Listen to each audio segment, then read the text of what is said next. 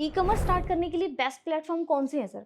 E commerce business करने के लिए कई सारे प्लेटफॉर्म हैं। सबसे पहला Shopify, WooCommerce, Magento, big commerce और विक्स। दुकान कई सारे हैं।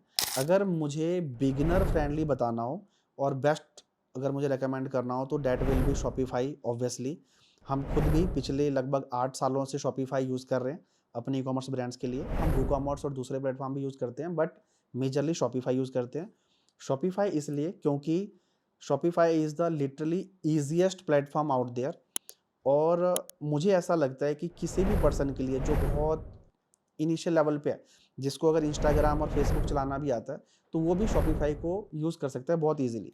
इसमें कोई भी टेक्निकल, कोई भी कोडिंग, किसी भी नॉलेज की रिक्वायरमेंट नहीं होती है। आपको सिंपली जैसे आप फेसबुक पर जाकर अपना स्टेटस अपलोड करते हो या कोई पोस्ट डालते हो, वैसे ही आपके पास कोई नया प्रोडक्ट आया, तो आप अपने शॉपिफाई में लॉगिन करते हो। वहाँ ऐड न्यू प्रोडक्ट में जाके टाइटल डालते हो, उसके डिस्क्रिप्शन डालते हो, प्रोडक्ट की जो इमेजेस हैं आप वो डालते हो और उसके साथ में प्राइस वगैरह डाला और वो पब्लिश हो जाता है। ठीक है? उसका जो होम पेज है, वो बहुत अच्छे उसमें बाय डिफ़ॉल्ट थीम दिए होते हैं जो आप सेलेक्ट कर सकते हो और बहुत अच्छे दिखने वाले प्रोफेशनल स्टोर बना सकते हो। यही अगर मैं बात करूँ जो अनदर फेमस प्लेटफॉर्म है वूकॉमर्स की। WooCommerce is a very terrific kind of बहुत अच्छा प्लेटफॉर्म है, बट उसमें कहीं न कहीं थोड़ा-सा टेक्निकल साइड की या टेक्निकल नॉलेज की ज़रूरत होती है।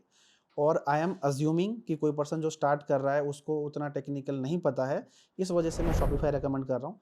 But if somebody knows how WordPress works या हाउ वूकॉमर्स वर्क्स, तो ऑब्वियसली फिर वूकॉमर्स के साथ जा सकते हैं। जो अदर प्लेटफॉर्म्स हैं लाइक मजेंटो, दुकान, विक्स वगैरह, वो मैंने कभी यूज़ नहीं किया है, so I can not comment on them.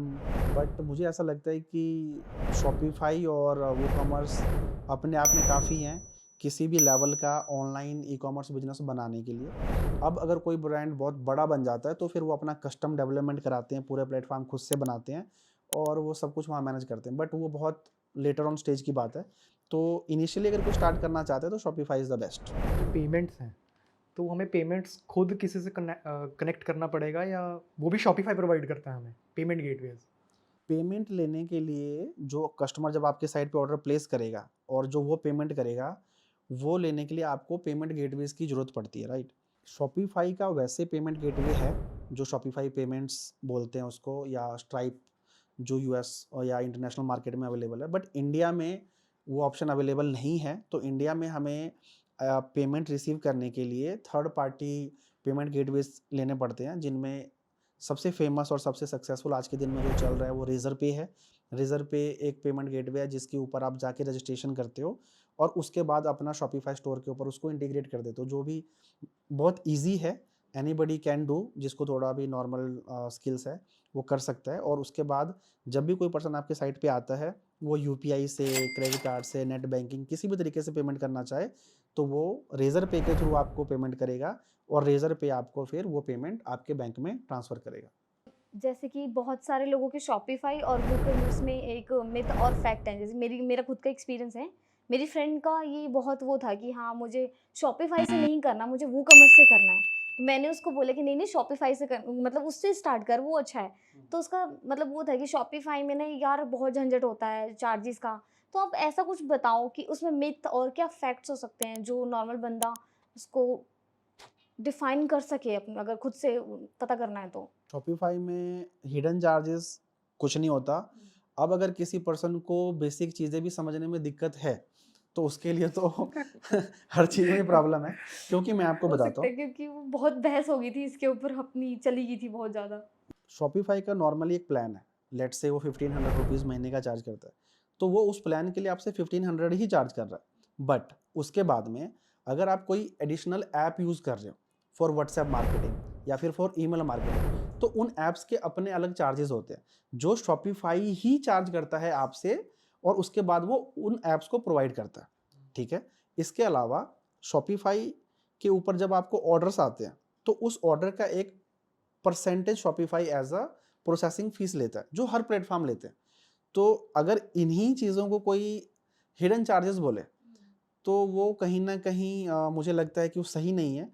Because her platform का अपना एक कॉस्टिंग है। अब कोई अमेजन पे सेल कर रहा है, तो अमेजन भी एक कमीशन लेता है, दूसरा शिपिंग कॉस्ट लेता है, तीसरा क्लोजिंग फीस लेता है, कई सारी चीज़ें और ये बिजनेस चलते ही ऐसे हैं। कोई भी बिजनेस ऐसा थोड़ी है कि भाई आपको बस अब अगर आप मान लो कोई 10 रुपये का बिस्किट का पैकेट खरीद रहे हो वो अलग मैटर है, but when you are into a business तो वहाँ पे बहुत सारे सर्कमस्टांसेस होते हैं, बहुत सारे इवेंट्स होते हैं और हर इवेंट के ऊपर आपको कुछ चार्जेस पे करने होते हैं। तो this is simply as like this.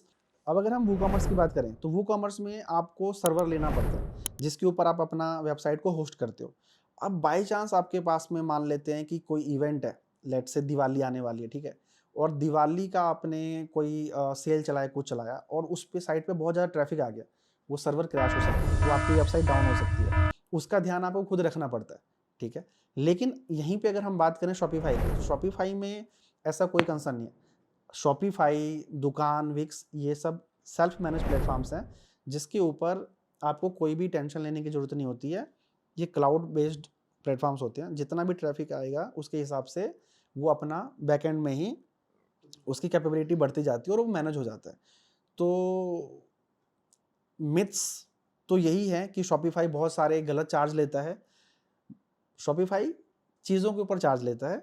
अब आप कोई चीज़ बेच रहे हो, एक चीज़ बेच रहे हो तो एक चार्ज लोगे, कोई उसके साथ में अगर कुछ और एडिशनल चीज़ लेता है तो उसके एडिशनल चार्ज होगा। तो this is simply like that.